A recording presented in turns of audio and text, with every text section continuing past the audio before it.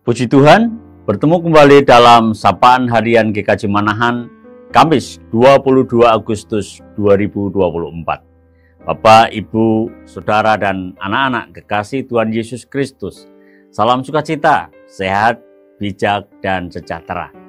Kita akan menghayati kebenaran firman Tuhan, dan mari kita mengawalinya dengan doa. Ucap syukur kami panjatkan kepadamu ya Tuhan, yang memberkati kami, melimpahkan kuat kuasa-Mu bagi kami dalam segenap aktivitas kami. Juga kami mengucap syukur atas kesempatan untuk menghayati kebenaran firman-Mu. Kami akan menghayatinya. Memberkatilah Tuhan atas penghayatan kami ini. Biarlah terang-Mu terpancar dalam kehidupan kami. Kehidupan berbangsa dan bernegara kami Indonesia. Kiranya tolonglah. Dengan kekuasaan yang Tuhan berikan kepada kami dapat mengelolanya dengan baik dan mewujud nyatakan kemakmuran. Bukan sekedar kemakmuran bagi bangsa dan negara kami, tapi juga kemakmuran bagi seluruh pemangku kepentingan yang ada di negara Indonesia ini. Kami berdoa, kiranya Tuhan menolong gereja dalam partisipasi kami, kiprah kami, untuk memanfaatkan, menggunakan kekuasaan itu dengan hikmat-Mu, dan dalam kiprah kami untuk mewujud nyatakan kemakmuran di tengah bangsa dan negara. Inilah doa kami yang kami panjatkan di dalam nama Tuhan Yesus Kristus, Juru Selamat kami yang hidup. Amin.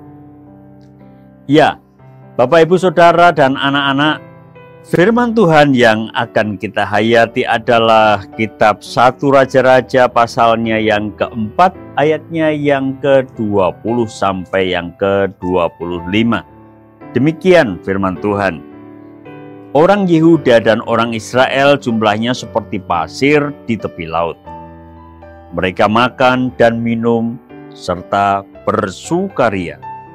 Maka Salomo berkuasa atas segala kerajaan, mulai dari sungai Efrat sampai negeri orang Filistin dan sampai ke tapal batas Mesir. Mereka menyampaikan upeti dan tetap takluk kepada Salomo seumur hidupnya. Adapun persediaan makanan yang diperlukan Salomo untuk sehari ialah 30 kor tepung yang terbaik dan 60 kor tepung biasa, 10 ekor lembu gemukan dan 20 lembu gembalaan dan 100 ekor domba. Belum terhitung rusa, kijang, rusa dandi, dan gangsa piaraan. Sebab ia berkuasa atas seluruh tanah di sebelah sini sungai Efrat, mulai dari Tifsah sampai ke Gaza, dan atas semua raja di sebelah sini sungai Efrat. Ia dikaruniai damai di seluruh negerinya, sehingga orang Yehuda dan orang Israel diam dengan tentram, masing-masing di bawah pohon anggur dan pohon aranya, dari dan sampai Berseba seumur hidup Salomo. Ya, demikian firman Tuhan. Menarik kan? Kalau dengan firman Tuhan ini kita berbicara topik kekuasaan dan kemakmuran. Ini berbicara kekuasaan yang dimiliki oleh pemimpin tertinggi sebuah negara, atau kita bisa melihatnya pemimpin di sebuah daerah, dan kemakmuran untuk bangsa daerah yang dimaksud. Ada kekuasaan, ada kemakmuran. Di sana kita melihat dan membayangkan tentang masyarakat, anggota masyarakat yang jumlah banyaknya itu, Dan dari yang jumlah banyaknya itu tentu kita membayangkan juga tentang kebutuhan yang beraneka ragam. Semuanya berharap kebutuhannya tercukupi. Dan semuanya berharap agar pemangku-pemangku kepentingan di negeri atau daerah itu bersatu, berupaya bersama, bersinergi untuk mewujudkan kemakmuran. Apakah itu bisa? Nampaknya di sini kadang ada benturan kekuasaan dari yang memiliki otoritas kekuasaan di sebuah negara, negeri, di sebuah daerah, atau otoritas-otoritas kekuasaan pada tingkatan-tingkatan tertentu yang berbeda satu dengan yang lain. Apakah kira-kira para penguasa ini menggunakan kekuasaannya dan dapat mensinergikannya satu dengan yang lain?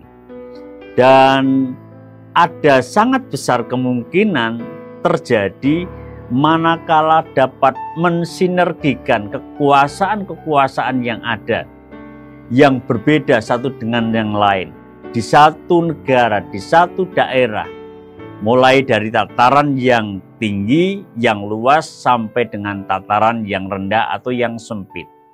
Jika tercipta sinergi antar kekuasaan, maka dimungkinkan terciptanya kemakmuran. Karena kebutuhan-kebutuhan hidup yang dimiliki oleh berbagai pemangku kepentingan di sebuah negara dan negeri atau daerah yang cakupan luasnya itu sempit, sedang, sampai yang terluas, itu dapat tercapai. Ini yang nampaknya ditampilkan dalam kehidupan negara Israel, bangsa Israel dan Yehuda dalam masa kekuasaan Salomo. Salomo mempunyai kekuasaan yang besar dan ia mempergunakan kekuasaan itu. Di bawah Salomo ada penguasa-penguasa, ada raja-raja yang lain. Tapi raja-raja yang lain itu dapat bersinergi satu dengan yang lain. Dan karena adanya sinergi di bawah pemerintahan Salomo yang memerintah dengan kebijaksanaan yang luar biasa, maka mereka dapat menciptakan, mewujudkan kemakmuran. Sehingga seluruh pemangku kepentingan dalam masa Salomo itu dapat dicukupi. Mereka bersukacita karena kebutuhan-kebutuhan mereka itu dapat dipenuhi. Kegembiraan terjadi di seluruh negeri karena kekuasaan itu dimanfaatkan dengan baik. Ada sinergi antar kekuasaan yang mewujudkan kemakmuran. Kiranya kita bersama di Indonesia, di usianya yang sudah bertambah pun dapat mewujud nyatakan itu. Kekuasaan dapat disinergikan dan akhirnya kemakmuran bagi bangsa Indonesia dapat diwujudkan. Tuhan kiranya menyertai dan memberkati. Amin.